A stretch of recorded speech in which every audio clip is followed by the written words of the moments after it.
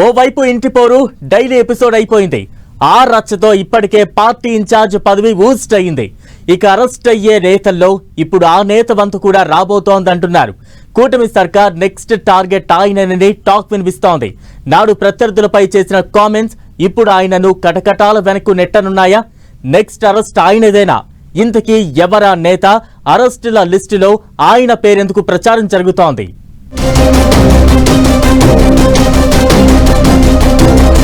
అరెస్టులు continuous. Next ఎవరి వంతు? జనసేన ఫిర్యాదులతో దువ్వాడపై కేసులు నమోదు. హైదరాబాద్ లో మకాం పెట్టిన ఆయనపైనే ఫోకస్ ఎందుకు? వైసీపీ అధికారంలో ఉన్నప్పుడు ప్రత్యర్థులపై విరుచుకుపడిన ఫ్యాన్ పార్టీ నేతలకు ఇప్పుడు బ్యాడ్ టైం నడుస్తోంది. కూటమి ప్రభుత్వం వరుస పెట్టి ఒకరి తర్వాత మరొకరిని అరెస్ట్ చేస్తూ ఉండడంతో నెక్స్ట్ ఎవరి వంతు వస్తుందో అని వైసీపీ నేతలకు టెన్షన్ పట్టుకుందట. ఇప్పటికే వల్లభనేని వంశీ, పోసాని కృష్ణమురళి అరెస్ట్ అయ్యారు. బెయిల్ కోసం కోర్టుల చుట్టూ తిరుగుతున్నారు. ఇకిప్పుడు ఎమ్మెల్యే దువ్వాడ శ్రీనివాస్ వంతు వచ్చిందన్న టాక్ వినిపిస్తోంది. ఇప్పటికే కుటుంబ గొడవల్లో రచ్చకెక్కిన దువ్వాడ హైదరాబాద్ కు మఖం మార్చారు. మాధురితో కలిసి హైదరాబాద్ లో శారీస్ బిజినెస్ కూడా చేస్తున్నారు. కొన్నాళ్లుగా టెక్కలికి దూరంగా ఉంటున్నారు. అయినా లోకల్ గా ఆయనపై కేసులు నమోదవుతూనే ఉన్నాయి. ఈ క్రమంలోనే పోసాని తర్వాత నెక్స్ట్ టార్గెట్ శ్రీకాకుళం జిల్లా టెక్కలికి చెందిన వైసీపీ నేత ఎమ్మెల్సీ దువ్వాడ శ్రీనివాసే అని టాక్ వినిపిస్తోంది. జనసేన నేతలు వరుస పెట్టి ఫిర్యాదులు చేయడం, పోలీసులు దువ్వాడపై కేసులు పెట్టడంతో దువ్వాడకు దరువు తప్పదనే ప్రచారం జరుగుతోంది. AP deputy CM Pawan Kalyan ను నోటికొచ్చిన మాటలతో తిట్టారని జనసేన నేత గండి హారిక అమలాపురం పోలీసులకు కంప్లైంట్ చేశారు.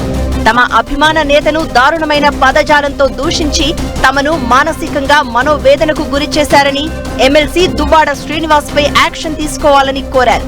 అమలాపురం పోలీసులు దువ్వాడపై కేసు నమోదు చేశారు. ఇక అమలాపురం నియోజకవర్గ పరిధిలోనే ఉప్పరగుప్తం పోలీస్ స్టేషన్ లో కూడా దువ్వాడ శ్రీనివాస్ పై మరో కేసు నమోదైంది. అలాగే డిప్యూటీ సీఎం పవన్ పై దువ్వాడ శ్రీనివాస్ అనుచిత వ్యాఖ్యలు చేశారు అంటూ గుంటూరులోని నగరంపాలెం పోలీసులకు జనసేన నేత అడప మాణిక్యాలరావు ఫిర్యాదు చేయగా అక్కడ కూడా పోలీసులు కేసు పెట్టారు. మచిలీపట్నంతో పాటు గుడివాడ, అవనిగడ్డ, తిరువూరు, నిడదవోలు రూరల్ పిఎస్లలో కూడా జనసేన నేతలు దువ్వాడపై ఫిర్యాదులు చేశారు.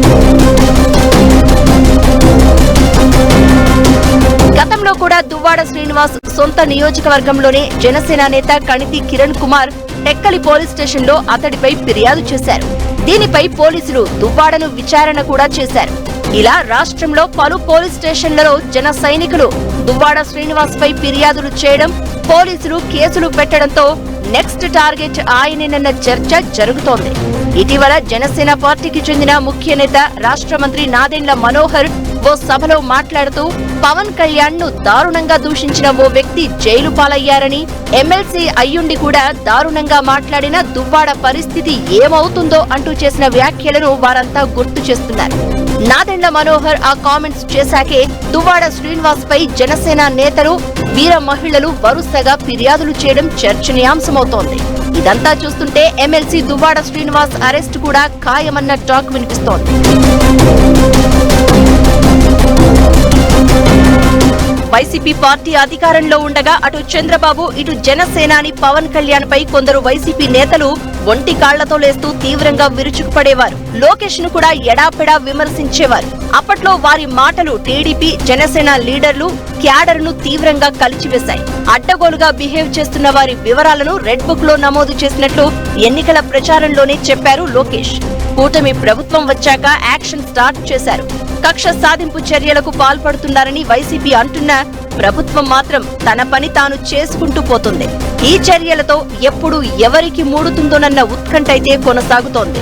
ఈ క్రమంలోనే ఇష్టానుసారంగా నోరు పారేసుకున్న నేతల లిస్టులో దువ్వాడ అరెస్టు కూడా ఉంటుందన్న ప్రచారం బలంగా జరుగుతోంది. నెక్స్ట్ అరెస్ట్ అయ్యేదెవరో చూడాలి మరి.